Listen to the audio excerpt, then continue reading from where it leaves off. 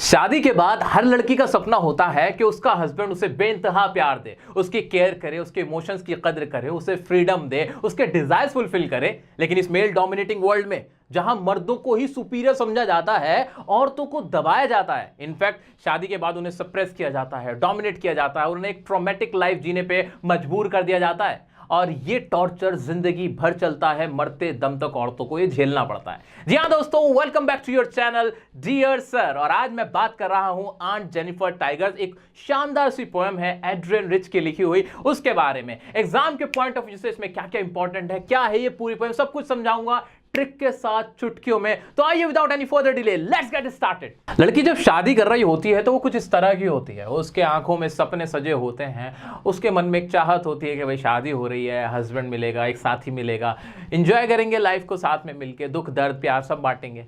लेकिन होता क्या उसके साथ, उसकी हालत फिर ऐसी हो जाती है शादी के बाद, बस उसे रिस्पॉन्सिबिलिटीज में बांध दिया जाता है, उसकी फ्रीडम को छीन लिया जाता है, सप्रेस कर दिया जाता है, उसके डिजायर्स को सप्रेस कर दिया जाता है, दबा दिया जाता है, उसको डोमेस्टिक ड्यूटीज में बांध दिया जाता है, एक घरेलू नौकरानी बना दिया जाता है। बन के आती है रानी, बन जाती है नौकरानी, ये हालत कर देते हैं। और क्या उसके जेस्ट को किल्ड कर दिया जाता है। क्या जेस्ट को कैसे किल किया जाता है, यानी उसका जोश, सारा सब सारी हॉबीज सब। देखो ना, 2 साल के अंदर ही ना जब लड़की होती है, जब वो जिम्मेदारियों में फंस जाती है ना, उसे ये तक फुर्सत नहीं होती कि वो अपने बाल तक बना ले। वो बिल्कुल ऐसे कहते हैं, ठीक है ना यार, ठीक है, अब नहीं कर रही मैं मेकअप भी, पहले तो तुमने मुझे 10 तो काम बता दिए, पहले बच्चे की पॉटी साफ करूं या अपना मेकअप करूं। ये हालत हो जाती है भाई, उसको इस तरह का बना दिया जाता है। और ये सब मैं ऐसे नहीं बोल रहा हूं, ये जितने भी वर्ड्स मैंने आपके सामने लिखे हैं और बोले हैं, ये सब आपको याद रखने, क्योंकि ये पूरी समरी है हमारी पोएम की दोस्तों। क्वेश्चन इसी पे पूछे जाएंगे, तो ध्यान से देख लो, आंखों में बसा लो इन वर्ड्स को और इस लड़की को, ये जो परेशान सी है, क्योंकि यही है, ये पूरी पोएम है यहाँ पे। आइए चलिए पोएम को देख लेते हैं। अभी मैं साइड हो जाता हूं, स्क्रीनशॉट ले लेना। दोस्तों ये है एड्रियन रिच, इस पोएम की पोइट। इन्होंने 1950 में ये पोएम लिखी और 1970 में अपने हस्बैंड को छोड़ दिया, और उसके 1 साल के अंदर ही इनके हस्बैंड ने सुसाइड कर लिया। जी हाँ, हो सकता है कि इनके हस्बैंड ने पोएम पढ़ी हो और उन्हें रियलाइज हो कि कैसे मैं अपनी औरत को परेशान करता था, कैसे मैं जुल्म ढाता था, कैसे उस पर अत्याचार करता था, और सेल्फ रियलाइजेशन में आके भाई लटक गए। हो सकता है, Who knows? लेकिन हमें याद रखना है कि ये जो पोएम लिखी गई थी, ये लिखी गई थी 1950 के अंदर। उस जमाने के मर्द ऐसे अत्याचार करते थे। तो लड़कों, तुम ऑफेंड मत होना, मुझे पता है तुम अपनी पत्नियों को बड़े अच्छे से रखते हो। अरे आने वाले टाइम में अच्छे से रखोगे, मुझे पूरी उम्मीद है, बहुत प्यार से रखोगे, बहुत। और प्यार से रखना भी भाई, शादी करिए, अच्छे से रखो, उनको हक दो, उनको भी इंजॉय करवाओ, उन्हें दुनिया दिखाओ, घुमाओ फिराओ, खाओ पियो, क्या दिक्कत है, ठीक है। तो आप सब ऐसे रहना, ठीक है। ये उस जमाने की बात थी, बस अब सब बढ़िया है और आगे भी बढ़िया होगा। आओ देखते हैं पोएम को। आंट जेनिफर टाइगर, सबसे इंपॉर्टेंट बात, ये आंटी है। किसकी? पोएट की आंटी है। क्वेश्चन आएगा एग्जाम में, पूछेगा कि पोएट की कौन है जेनिफर, तो बता देना आंटी है। पोएट कौन है? उनकी नीस है, भतीजी है, भांजी है। चलिए पढ़ते हैं poem. Aunt Jennifer's tigers prance across a screen, bright topaz denizens of a world of green. Aunt Jennifer क्या कर रही हैं? वो एम्ब्रॉयडरी कर रही हैं, कढ़ाई कर रही हैं, ठीक है, कढ़ाई कर रही हैं। और कढ़ाई पे कर क्या रही हैं? एक कपड़े के ऊपर कढ़ाई कर रही हैं, और उस पर टोपाज, टोपाज का मतलब होता है एक येलो कलर का स्टोन होता है, बहुत कीमती था, ठीक है। यानी टोपाज से यहाँ दिखाया गया है येलो कलर की चीज, जो कौन है अभी पता चलेगा, वो टाइगर है। कौन है? टाइगर्स को बना रही है, शेरों को बना रही है, चीतों को बना रही है, ठीक है, टाइगर्स बना रही है। और किसके ऊपर? और उनके बैकग्राउंड में क्या दिखा रही है? वर्ल्ड ऑफ ग्रीन, फॉरेस्ट दिखा रही है। वो एम्ब्रॉयडरी से क्या बना रही है? एक जंगल बना रही है, जिसमें टाइगर्स को दिखा रही है, जो कि तेज दौड़ रहे हैं। क्या कर रहे हैं? दौड़ रहे हैं। आगे पढ़ते हैं। They do not fear the man beneath the tree, they pace in sleek chivalric certainty. और इसमें कहना चाह रही है कि उन्हें इंसानों का डर नहीं है, मर्द का डर नहीं है। यहां पे क्या बताया जा रहा है, ध्यान से देखो, टाइगर्स को मर्द का डर नहीं है, यानी आंटी को मर्द का डर है, उन्हें अपने मर्द का डर है, अपने हस्बैंड का डर है। तो आंटी यहां पे क्या कर रही है? वो टाइगर्स बना के ना अपने जज्बात दिखा रही हैं कि मैं तो ऐसे टाइगर जैसा बनना चाहती थी, शेरनी बनना चाहती थी, इस आदमी से शादी करके मेरी जिंदगी अजाब हो गई। वो ये कहना चाहती हैं, ठीक है। तो टाइगर से क्या शो किया जा रहा है? टाइगर से फियरलेसनेस को शो किया जा रहा है, करेज को शो किया जा रहा है, आजादी को, फ्रीडम को शो किया जा रहा है, ठीक है। कौन शो कर रहा है? Aunt Jennifer. किसके थ्रू? एम्ब्रॉयडरी के थ्रू, वो जो बना रही है कपड़े के ऊपर, ठीक है। तो वो कहती हैं कि भाई जो टाइगर्स है वो किसी से डर नहीं रहे, इंसानों से उन्हें डर नहीं लगता कि इंसान कुछ भी करें, वो अपनी आजादी में अपनी मस्ती में ऐसे दौड़ता है शेर, ठीक है। और शेर क्या है, जंगल का राजा होता है, उसको वो किसी का डोमिनेंस नहीं होता शेर पे, लेकिन आंट जेनिफर पे डोमिनेंस है। किसका? उनके हस्बैंड का, उनके मर्द का। तो यहां पे डोमिनेंस की बात की जा रही है, एक कॉन्ट्रास्ट करा जा रहा है। क्या करा है उन्होंने? कॉन्ट्रास्ट। यहां पे जो पॉइंट है उन्होंने क्या किया? कॉन्ट्रास्ट किया है कि आंटी की क्या हालत है और जो शेर है जंगल में उसकी क्या हालत है। दोनों की हालत एकदम ऑपोजिट है। तो वो जो शेर है वो कौन है? आंटी के, आंटी के जज्बात है, आंटी की ख्वाहिश है कि मैं ऐसे शेर जैसी होती, मैं ऐसे आजाद होती, फियरलेस होती। चलो ये आगे बढ़ते हैं। Aunt Jennifer's fingers fluttering through her wool find even the ivory needle hard to pull. Aunt Jennifer पे इतना ज्यादा टॉर्चर है, इतनी रिस्पॉन्सिबिलिटीज में उनको दबा दिया गया है, इतनी रिस्पॉन्सिबिलिटीज, वर्ड पे ध्यान दो, एक एक वर्ड इंपॉर्टेंट है। रिस्पॉन्सिबिलिटीज में उनको इतना दबा दिया गया है, उतना स्ट्रेस है और इतना डर है उन्हें। किसका फियर है उनको? अपने हस्बैंड का फियर है कि उनसे एक सुई में धागा भी नहीं पिरोया जा रहा। जो ऊन है या जो वो धागा यूज कर रही हैं वो भी उनसे क्या है? पिरोई नहीं जा रही, वो भी उनसे मुश्किल हो रही है। ऐसा क्यों हो रहा है? ऐसा क्यों हो रहा है? ऐसा इसलिए हो रहा है कि उनको ये सब करना पसंद है, उनको एम्ब्रॉयडरी करना पसंद है, लेकिन उनके हस्बैंड को उनका ये शौक पसंद नहीं है, वो इस चीज की उनकी कदर नहीं करते। तो उन्हें डर है कहीं वो पकड़ी ना जाए ये करते हुए, इस चीज का डर। दूसरी चीज, वो इतनी वीक हो चुकी हैं, इतनी ज्यादा टॉर्चर झेल झेल के, वो इतने स्ट्रेस झेल झेल के इतनी वीक हो गई हैं, इतने डर में रह रहे के इतनी वीक हो गई हैं कि उनसे अब ये काम भी नहीं होता। क्लियर है?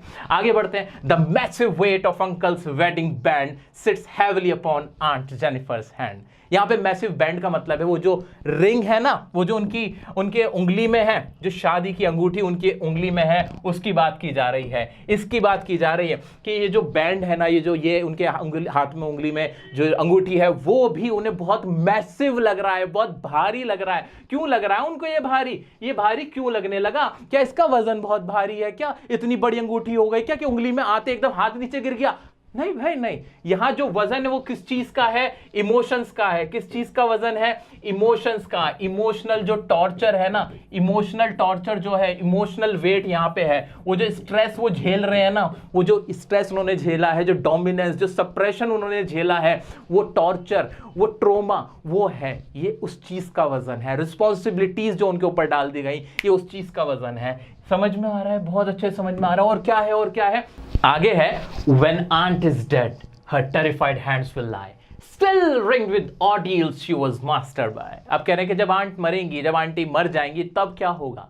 तब भी उनको आजादी नहीं मिलेगी, बल्कि जो उनके हाथ में रिंग है, जो शादी की निशानी है, वो जो टॉर्चर्स की निशानी है, आजमाइशों की निशानी है, जो उन्होंने पूरे लाइफ टाइम झेला है, वो उनके हाथ में ही रहेगी। वो बंधन उनके हाथ में रहेगा इवन मरने के बाद भी। यानी उनका मतलब यह है कि ऐसा नहीं है कि अगर वो मर जाएंगी तो शादी का जो बंधन है, जो वो मैरिज के नाम पर उनको टॉर्चर किया गया है, वो खत्म हो जाएगा। वो नहीं खत्म होगा। उसकी निशानी, उसका प्रूफ उनके हाथ में मरने के बाद भी रहेगा। वो रिंग उनके हाथ में रहेगी। दोस्तों आगे क्या कह रहे हैं? The tigers in the panel that she made will go on prancing proud and unafraid। लेकिन जो उन्होंने टाइगर्स बनाए हैं, जो उन्होंने वो टाइगर्स की जो एम्ब्रॉयडरी की है, वो आगे उड़ते हुए जाएंगे, दौड़ते हुए जाएंगे, एकदम प्राउड के साथ, फियरलेस। वो मतलब दोनों की यहां भी क्या किया गया है? यहां पे भी कॉन्ट्रास्ट किया गया है, कंपैरिजन की गई है कि आंटी तो मरने के बाद भी आजाद नहीं होंगी, लेकिन उनके बनाए हुए टाइगर वो आजाद होंगे, वो दौड़ते जाएंगे और वो खुशहाल जिंदगी जिएंगे, जो आंटी नहीं जी पाई। यहां पे वो टाइगर्स कुछ और नहीं है दोस्तों, मैं बार बार कह रहा हूं, वो टाइगर्स आंट जेनिफर के डिजायर्स हैं, वो लाइफ है जो वो जीना चाहती हैं। मैंने वर्ड्स कुछ यूज किए थे जो आपको मैंने बताए थे कि उन्हें फ्रीडम चाहिए, उनको उनके कुछ डिजायर्स जिन्हें वो फुलफिल करना चाहती हैं। तो वो सारी चीजें जो एक प्राउड लाइफ, एक फियरलेस लाइफ वो जीना चाहती हैं, वो सारी चीजें टाइगर से सिंबलाइज की गई हैं। तो उम्मीद करता हूं कि आपको समझ में आया होगा ये पूरा कि क्या कहा गया है, कितनी खूबसूरती से कहा गया। आइए बताता हूं कुछ ऐसे वर्ड्स जो आपको इस पोएम से रिलेटेड याद करने ही हैं, और फिर देखते हैं कुछ क्वेश्चंस, कुछ इंपॉर्टेंट वर्ड्स जो आपको इस पोएम से रिलेटेड पता होने चाहिए। आइए देखते हैं। प्रांस, प्रांस का मतलब होता है उछल कूद, डांस या फिर लीप। डेनिजन्स का मतलब होता है निवासी, रेजिडेंट्स या नेटिव। स्लीक मतलब होता है चिकना, ग्रेसफुल, एलिगेंट। शिवल्रिक मतलब पराक्रमी, गैलेंट्री या कर्टसी। ऑर्डील्स का मतलब होता है आजमाइश, टेस्ट या ट्रायल। फ्लटरिंग का मतलब होता है फड़फड़ाना, रिपल या फिर फ्लैप। ओके। और टोपास, पुखराज होता है प्रेशियस स्टोन। एग्जाम में पूछा जा सकता है भाई, क्वेश्चन पूछा जा सकता है, इन वर्ड से रिलेटेड भी आपको पता होने चाहिए। आगे बढ़ते हैं, देखते हैं पूरा रस अब मैं देने जा रहा हूं इस पोएम का। रस इस पोएम में है क्या? एक आंटी है, एक औरत है, शादीशुदा शादीशुदा औरत है जो अपने पति के डोमिनेंस से परेशान है, हस्बैंड से परेशान औरत है, अपना दर्द बयान कर रही है क्या क्या उसके साथ हुआ है। देखते हैं, जल्दी से देखते हैं। Aunt embroidering a motif, motif का मतलब होता है डिजाइन या पैटर्न। के एक आंटी है, वो क्या कर रही है, वो कढ़ाई कर रही है। अब कढ़ाई किस चीज की कर रही है, देखो भाई, एक एनर्जेटिक फियरलेस टाइगर्स बना रही हैं जो कि आराम से फ्रीली मूव कर रहे हैं, बड़ी आसानी से घूम फिर रहे हैं, ऐसे टाइगर्स बना रही है वो कढ़ाई से। अब क्या है, लिविंग लाइफ ऑफ सबमिसिवनेस, और वो खुद क्या कर रही है, वो अपने हस्बैंड के डोमिनेंस में उनके अधीन है। सबमिसिवनेस, ये वर्ड यूज करने आपको आंसर लिखते हुए, वो अपने हस्बैंड के अधीन है और उनका डोमिनेंस है उनके ऊपर, और वो एक ऐसी लाइफ जी रही है जो सबमिसिवनेस में है। ठीक है, उनकी फिंगर्स कैसी है, ट्रेम्बल एज ही एम्ब्रॉयडर्स, उनके हाथ जो है, उंगलियां फड़फड़ा रही हैं जब वो कढ़ाई कर रही हैं। वो ऐसा क्यों, क्योंकि वो वीक हो चुकी हैं। ये सब आप लिख सकते हो ना, इससे मिला जुला के लिख सकते हो ना। अगर इंग्लिश नहीं भी आती तब भी लिख सकते हो ना, तो लिखो ना फिर। तो उनके हाथ क्या हो रहे हैं, फड़ा रहे हैं, फ्लटरिंग कर रहे हैं। क्या कर रहे हैं, फ्लटरिंग कर रहे हैं, ट्रेम्बल कर रहे हैं, कोई भी वर्ड यूज कर देना। ठीक है, क्यों कर रहे हैं, क्योंकि वो डर है उनको अंदर, फियर है। किसका फियर है, हस्बैंड का फियर है। बार बार पूछेगा किसका फियर है, आंटी को हस्बैंड का फियर है। आ जाएंगे फिर गुस्सा करेंगे।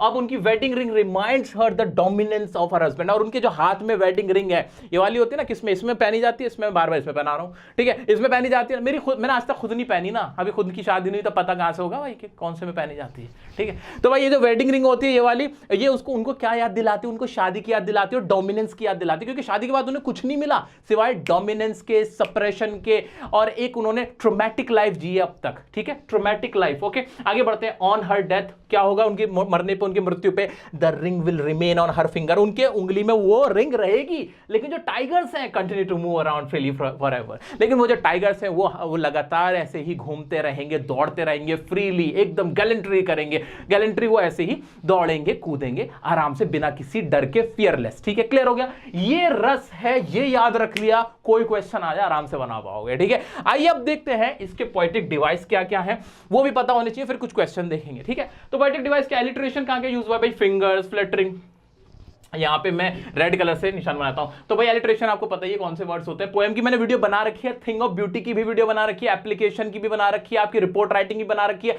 चैनल पे जाके देख लेना, प्लेलिस्ट भी तैयार है, वहां भी देख सकते हो। कोई डाउट आता है इंस्टाग्राम पर डियर सर काशिफ की आईडी, वहां जाके आप मुझसे पर्सनली भी क्वेश्चन पूछ सकते हो, एग्जाम बढ़िया से देना, लेकिन ठीक है, कोई दिक्कत नहीं है। तो भाई ये फ्लटरिंग, फिंगर, फाफा की आवाज आ रही है, ऐसे पापा की आवाज आ रही है, सा ये आवाज आ रही है, सेम कॉन्सोनेंट साउंड यूज हो रहा है, वर्ड यूज हो रहा है, लेटर यूज हो रहा है, तो वो इसके लिए। ठीक है, मेटाफर कौन कौन सा था, bright topaz, world of green, ये मेटाफर थे इसके अंदर। रेपिटेशन, बार बार कौन सा वर्ड यूज हुआ था, दे बार बार यूज हुआ था, ज्यादा इसके अंदर रेपिटेशन थी नहीं। ठीक है जी, और तो नहीं था ना कुछ। ठीक है, दा का एक इस्तेमाल मुझे दिख रहा है जो बार बार हो रहा है, दा। ठीक है, चलो आगे बढ़ते हैं। इमेजरी, ऐसी कोई चीज जिसको इमेजिन कराया गया हो, तो इमेजिन क्या कराया गया था, bright topaz, denizens of a world of green. सोचते ही दिमाग में आ गई ना, तस्वीर आ गई ना, ब्राइट टोपाज, एक पीले कलर का पड़ा कीमती सा पत्थर दिमाग में आ गए ना, तो इमेजरी ये थी। ऐसे दे do not fear the man beneath the tree. अब जो बीनीथ द ट्री कुछ लोग हैं, शेर है, दिमाग में एक तस्वीर बन रही है ना, तो ये किसकी इमेजरी बन सकती है। एग्जाम में क्वेश्चन पूछ लेगा, मेनली तो यहीं से पूछ सकता है कि बताओ इसमें इमेजरी था या कौन सा इसमें पोएटिक डिवाइस यूज हुआ था। आगे देखते हैं। कॉन्ट्रास्ट इसमें क्या था, meek aunt Jennifer and the proud tiger, दोनों में ही इसमें यहां पे कॉन्ट्रास्ट किया गया था, वो बिल्कुल अलग, वो बिल्कुल उसका उतार। ठीक है, आगे देखते हैं। राइम स्कीम क्या थी भाई, AABE CCDD EE, ये फर्स्ट स्टैंजा की थी, ये सेकंड स्टैंजा की थी, थर्ड स्टैंजा की थी। किसी को भी पोएटिक डिवाइस में कुछ भी डाउट आ रहा है तो मैंने पहले वीडियो में समझा रखा है, वो देख लेना। Figure of speech bye DSR लिख के सर्च करोगे, उस पर मिल जाएगा। पन क्या हुआ इसके अंदर, still ring with her ordeals she was mastered by, इसके अंदर पन था। तो ये मैंने पोएटिक डिवाइस आपकी नॉलेज के लिए करा दी, एग्जाम में अगर पूछ ले तो कर लेना, इससे अलग कुछ नहीं आएगा। अब देखते हैं questions. So guys, it's time to discuss some questions. सबसे पहले हम देखेंगे NCERT के question, and the question number 1 is how do denizens and Shivalik get to our understanding of the tigers attitudes. कि शिवल्लिक और डेनिजन्स से टाइगर्स के किस एटीट्यूड का पता चलता है, या ये इन दो लफ्ज का इस्तेमाल टाइगर के एटीट्यूड के बताने में किस तरह से किया गया है। ठीक है, तो भाई हमें पता है शिवल्लिक का मतलब क्या है, ग्रेसफुलनेस को दिखाने के लिए या फियरलेसनेस को दिखाने के लिए, गैलेंट्री को दिखाने के लिए शिवल्लिक का वर्ड यूज किया जाता है ना। ऐसे डेनिजन्स का मतलब होता है कहीं के रहने वाले। तो हमें टाइगर के इस एटीट्यूड का पता चलता है कि he lives in a particular place and he is being so fearless and graceful। ठीक है, इसका ये आंसर हो जाएगा। Question number 2 is why do you think Aunt Jennifer's hands are fluttering through her wool in the second stanza? Why is she finding the needle so hard to pull? भाई उनके हाथ ऐसे फड़फड़ा क्यों रहे थे, बताओ ना, पता नहीं, यहाँ लिखा ना भाई, उनके हाथ क्यों फड़फड़ा थे, डिस्कस तो किया था भाई, क्योंकि वो बहुत वीक हो चुकी थी, बहुत ज्यादा वो टॉर्चर झेल के बैठी थी अपनी लाइफ में। उनकी जो मैरिज थी उसने उनको कुछ नहीं किया था, सिर्फ उनको ऑप्रेस किया था। उनके साथ क्या हुआ, वो विक्टिमाइज थी। ठीक है, उनको फियर था अपने हस्बैंड का, इसलिए कांप रही थी। हो सकता है उनको इंजरी हो, उनको मारा भी हो उनके हस्बैंड ने, ये भी हो सकता है। ठीक है, सो वो बहुत ज्यादा अफ्रेड थी। नेक्स्ट है what is suggested by the image massive weight of uncle's wedding band. आपको इससे क्या समझ में आता है? मैसिव वेट पढ़ा तो था हमने कि भाई जो उनके हाथ में जो रिंग है वो मैसिव वेट है। किस चीज का वेट है? इमोशनल वेट है जो उन्होंने शादी झेली है, जिसमें उन्होंने सिर्फ रिस्पॉन्सिबिलिटीज देखी हैं, जो टॉर्चर झेला है वो उस चीज का वेट है, वो और किसी चीज का वेट नहीं, टॉर्चर का वेट है जो उन्होंने सबमिसिवनेस के अंदर अपनी जिंदगी गुजारी है। ठीक है। और व्हाट और whom is aunt Jennifer terrified in the third standard. किससे डर रही? हस्बैंड। और कोई जवाब ही नहीं है। एक और क्वेश्चन है interpret the symbols found in this poem, कि इस पोएम में क्या क्या सिंबल है। ध्यान से सोचो ना, इसके अंदर एक टाइगर है। टाइगर किसको दिखा रहा है? ऐसे डिजायर्स जो कि आंटी के थे, आंट जेनिफर के ऐसे डिजायर थे जो फुलफिल नहीं हो पाए थे, तो सप्रेस डिजायर्स हम कह सकते हैं वो हो गए थे। और क्या थी? एक रिंग थी। रिंग किसको दिखाती है भाई? मैरिज को दिखाती है। और किस चीज को दिखा सकती है? रिंग ऑपरेशन को दिखा सकती है या सबमिसिवनेस को दिखा सकती है। और क्या था? फिंगर। फिंगर से किस चीज को दिखाया जाता है? कंट्रोल करने को दिखाया जाता है। तो ये 3 सिंबल इसके अंदर हो सकते हैं। ठीक है। कुछ और क्वेश्चन है वो भी देखते हैं जो मुझे बहुत अच्छे लगे।